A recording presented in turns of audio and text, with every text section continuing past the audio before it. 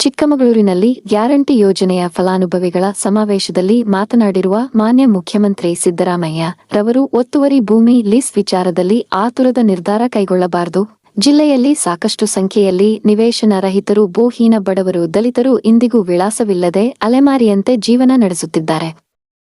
ದೇವರಾಜು ಅರಸು ನಂತರ ಶೋಷಿತರ ಮುಖ್ಯಮಂತ್ರಿ ಎಂದು ಬಿಂಬಿತರಾಗಿರುವ ಮಾನ್ಯ ಸಿದ್ದರಾಮಯ್ಯರವರು ಜಿಲ್ಲೆಯ ಭೂ ವಂಚಿತ ಸಮುದಾಯದ ಸಮಸ್ಯೆಗಳ ಬಗ್ಗೆ, ನಿವೇಶನ ರಹಿತರ ಸಮಸ್ಯೆಗಳ ಬಗ್ಗೆ, ಇಂತಹ ಸಮಸ್ಯೆ ಬಗೆಹರಿಸಲು ಕ್ರಮ ಕೈಗೊಳ್ಳಲು ಮುಂದಾಗಬೇಕಿತ್ತು. ಆದರೆ ಇಲ್ಲಿಯ ಸರ್ಕಾರಿ ಭೂಮಿ ಲೀಸ್ ಕೊಡುವ ವಿಚಾರದ ಬಗ್ಗೆ ಆಸಕ್ತಿ ಹೊಂದಿರುವುದು ನೋಡಿದರೆ ಇಲ್ಲಿಯ ಬಡವರನ್ನು ಬೀದಿಯಲ್ಲಿ ಕೂರಿಸುವ ಯೋಜನೆ ಜಾರಿಗೆ ತರಲು ಹೊರಟಿದ್ದಾರೆಯೇ?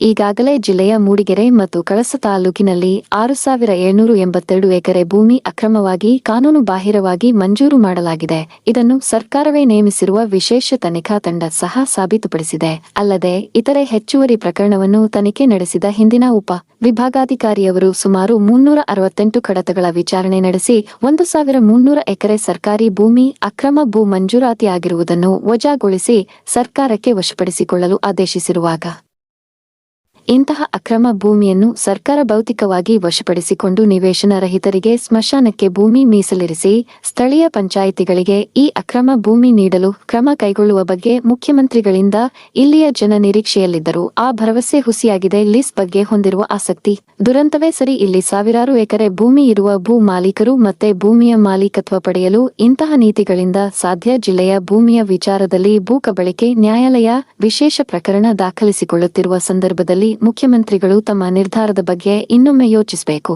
ಇಲ್ಲ ಒತ್ತುವರಿ ಭೂಮಿಯ ಬಗ್ಗೆ ಹೊಂದಿರುವ ಅನುಕಂಪ ವಾಪಸ್ಸು ಪಡೆಯಲಿ ಎಂದು ರಮೇಶ್ ಕೆಳಗೂರು ಸಿಪಿಐ ಜಿಲ್ಲಾ ಸಹ ಕಾರ್ಯದರ್ಶಿ ಹೇಳಿದರು.